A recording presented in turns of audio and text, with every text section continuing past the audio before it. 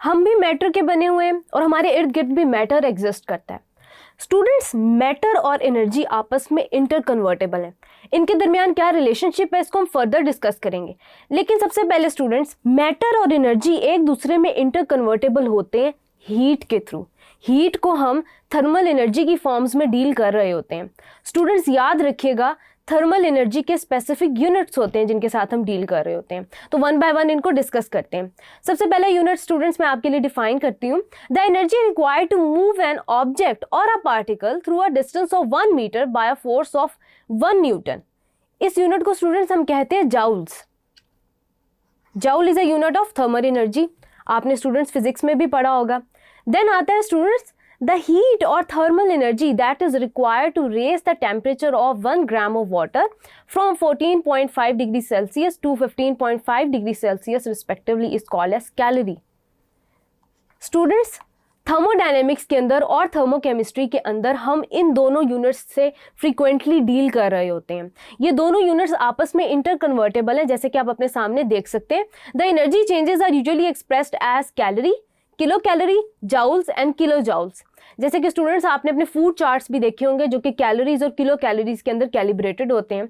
इसके अलावा students, it may be noted that 1 calorie is equals to 4.18 joules, where as 1 kilo calorie is equals to 4.18 joules. तो ये तो हो गई स्टूडेंट्स इनकी आपस में interconversion. Students, moving forward, जब हम थर्मोडायनेमिक्स को डील कर रहे होते हैं तो स्टूडेंट्स कुछ प्रोसेसेस होते हैं जिनको हम अंडर ऑब्जर्वेशन डील कर रहे होते हैं। कोई एक्सपेरिमेंट है, कोई सोल्यूशन है जिसमें फॉर एग्जांपल हम हीट चेंज चेक कर रहे हैं कि हीट एब्जॉर्ब हो रही है या रिलीज हो रही है।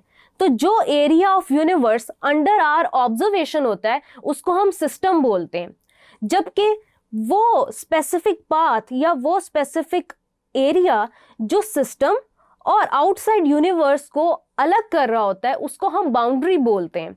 बाउंड्री इंसुलेटेड भी हो सकती है, ओपन भी हो सकती है, इसको हम फर्दर डिस्कस करते हैं। स्टूडेंट्स, सिस्टम वो पार्ट ऑफ द यूनिवर्स है जो अंडर आवर ऑब्जर्वेशन होता है, जबकि everything outside that is called as surroundings. आगे स्टूडेंट्स फर्दर हम देखते हैं थर्मोकेमिकल रिएक्शंस कौन से होते हैं। स्टूडेंट्स, सिंपल है, वो केमिकल रिएक्शंस जिनमें हीट चेंजेस अकम्पनीड होते हैं उनको हम थर्मोकेमिकल रिएक्शंस बोलते हैं। जब हम डील कर रहे होते हैं केमिकल रिएक्शन से, यानी कि reactions which proceed with the evolution और absorption of heat are called as thermochemical reactions. For example students, आपके पास एक एग्जांपल है, कार्बन डाइऑक्साइड की फॉर्मेशन है, जो कि एक ऐसा प्रोसेस है जिसके नतीजे में एवोल्यूशन ऑफ हीट हो रही है हमारे पास। यानी कि जो हीट रिलीज हो रही है उसको अगर हम थर्मल एनर्जी की टर्म्स में लिखें तो हम लिखेंगे -393.3 किलो जाउल्स पर मोल। स्टूडेंट्स, इन यूनिट से हमने फर्दर कैसे डील करना है या इनको हम कैसे डिफाइन करते हैं, इनको हम फर्दर चैप्टर में डिस्कस करेंगे। ये तो हो गई स्टूडेंट्स एग्जांपल थर्मोकेमिकल रिएक्शन की। अब स्टूडेंट्स याद रखिएगा कि जब भी कोई केमिकल रिएक्शन होता है, एज अ रिजल्ट या तो वो केमिकल रिएक्शन हीट जनरेट करता है जिसकी वजह से आपकी जो सराउंडिंग्स है या सिस्टम है उसका टेम्परेचर इंक्रीज हो जाता है, यानी कि सिस्टम हीट जनरेट करके सराउंडिंग्स की तरफ भेज रहा है। कुछ ऐसे रिएक्शंस होते हैं जिनके नतीजे में students temperature of the system कम हो जाता है। जैसे कि स्टूडेंट्स आपको याद होगा हमने instant hot and cold PACS की एग्जांपल पिछले चैप्टर में डिस्कस भी की थी, चैप्टर नंबर 10 के अंदर। सो स्टूडेंट्स, थर्मोकेमिकल रिएक्शंस दो तरह के होते हैं, एक होते हैं एक्सोथर्मिक रिएक्शंस और एक होते हैं endothermic reactions. Students, exothermic reaction से स्टार्ट करते हैं। Reactions that proceeds with the evolution of heat, chemical system transfers energy to the surroundings as I discussed earlier।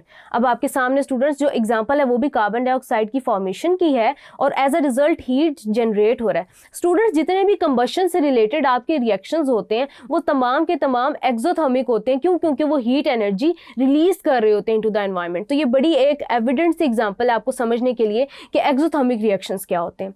इसी तरह स्टूडेंट्स आपके पास होते हैं एंडोथर्मिक रिएक्शंस, जो कि स्टूडेंट्स कैसे होते हैं? Reactions that proceed with the absorption of heat, यानी कि as a result heat is transferred from the surrounding to the system, यानी कि आपका जो सिस्टम है वो हीट सराउंडिंग से अपनी तरफ अट्रैक्ट कर रहा होता है, जिसके नतीजे में क्या होता है कि टेम्परेचर ऑफ द सिस्टम जो हम अंडर ऑब्जर्वेशन डील कर रहे हैं जिसके साथ सराउंडिंग का टेम्परेचर क्या होता है? डिक्रीज हो जाता है। स्टूडेंट्स, हमने एक फिजिकल चेंज पढ़ी थी अभी आपके सामने, मेल्टिंग ऑफ आइस, वो भी एक एंडोथर्मिक प्रोसेस है। क्यों? क्योंकि उसमें आइस जो है वो आपकी सराउंडिंग से हीट एब्जॉर्ब कर रही है और एज अ रिजल्ट आपके पास टेम्परेचर मजीद लो हो रहा है। इसी तरह स्टूडेंट्स, हमने कोल्ड पैक्स पढ़े थे चैप्टर नंबर 10 के अंदर, उनके अंदर भी यही फिनोमेना था कि एंडोथर्मिक रिएक्शन होता है। एज अ रिजल्ट आपके पास क्या होता है कि जो सिस्टम है उसका टेम्परेचर डिक्रीज होता है, जिसकी वजह से जो इंस्टेंट कोल्ड पैक्स हैं वो ठंडक आपकी बॉडी को, आपके मसल्स को प्रोवाइड करते हैं। उसके अलावा स्टूडेंट्स, आप अपने सामने देख सकते हैं कंबशन और मेल्टिंग ऑफ आइस की एग्जांपल। मूविंग फॉरवर्ड स्टूडेंट्स, अब हम डिस्कस करते हैं heat of reaction. Students, define करते हैं कि अमाउंट ऑफ हीट evolved और absorbed in a chemical reactions when molar quantities of reactants and products are same। यानी कि हम सेम मोलर क्वांटिटीज से डील कर रहे हैं। यानी कि अगर आपके रिएक्टेंट्स में 2 मोल्स इस्तेमाल हुए हैं, प्रोडक्ट में भी 2 मोल्स जनरेट हो रहे हैं, तो इट मीन्स कि ये जो अमाउंट है ये मोलर क्वांटिटीज में हम डील कर रहे हैं। रिएक्टेंट्स और प्रोडक्ट्स आपके पास सेम मोलर क्वांटिटीज़ में जनरेट हो रहे हैं, यानी कि same amount of reactant same amount of product generate कर रहा है। तो तब जो अमाउंट ऑफ हीट एवॉल्व या एब्जॉर्ब होती है उसे हम स्टूडेंट्स बोलते हैं हीट ऑफ रिएक्शन। और स्टूडेंट्स, याद रखिएगा कि जितनी ज़्यादा क्वांटिटी में आपके रिएक्टेंट्स रिएक्ट कर रहे हैं उतना ही प्रोडक्ट जनरेट करेंगे और एज अ रिजल्ट उतनी ही हीट आपके पास एनवायरनमेंट में रिलीज हो रही होगी। तो इसका डायरेक्ट रिलेशन आपकी क्वांटिटी के साथ भी है। उसके अलावा स्टूडेंट्स, जैसे फॉर एग्जांपल हम कोई भी ऑर्गेनिक कंपाउंड अगर हम ज़्यादा क्वांटिटी में लेते हैं तो वो ज़्यादा कंबस्टेबल होगा। जितनी ज़्यादा उसकी कंबशन होगी उतनी ज़्यादा सिस्टम में आपके सराउंडिंग्स में हीट जो है वो प्रोड्यूस हो रही होगी as a result of fire. So students, यहाँ पे हम इसको मोलर क्वांटिटीज़ की जहाँ बात आती है तो हम इसको इस तरह से डील कर सकते हैं कि यहाँ पे जो आपके सामने कार्बन डाइऑक्साइड का रिएक्शन है, the formation of carbon dioxide, आप देख सकते हैं कि students 1 mole of carbon is reacting with 1 mole of oxygen. यानी कि मैं ये भी कह सकती हूँ कि 12 gram of carbon is reacting with about 32 grams of oxygen and results in the formation of 42 gram of carbon dioxide। यानी कि 1 mole of carbon and oxygen are generating 1 mole of carbon dioxide, जैसे कि आप देख सकते हैं। उसके अलावा स्टूडेंट्स, आपके सामने एक सेल्फ चेक एक्सरसाइज 11.1 है जो कि कह रही है classify the following processes as exothermic and endothermic. आपके पास ए है freezing of water, combustion of methane, फिर आपके पास है सब्लिमेशन ऑफ ड्राई आइस, फिर आपके पास वाटर है कि गैस से लिक्विड में कन्वर्ट होती है। देन स्टूडेंट्स, कंडेंसेशन आपके पास, उसके बाद स्टूडेंट्स आपके पास आती है डीकम्पोजिशन ऑफ लाइमस्टोन। तो स्टूडेंट्स, आपके पास फ्रीजिंग ऑफ वाटर भी एक्सोथर्मिक रिएक्शन है, कंबशन ऑफ मीथेन भी आपके पास एक्सोथर्मिक रिएक्शन है एज आई डिस्कस्ड अर्लियर।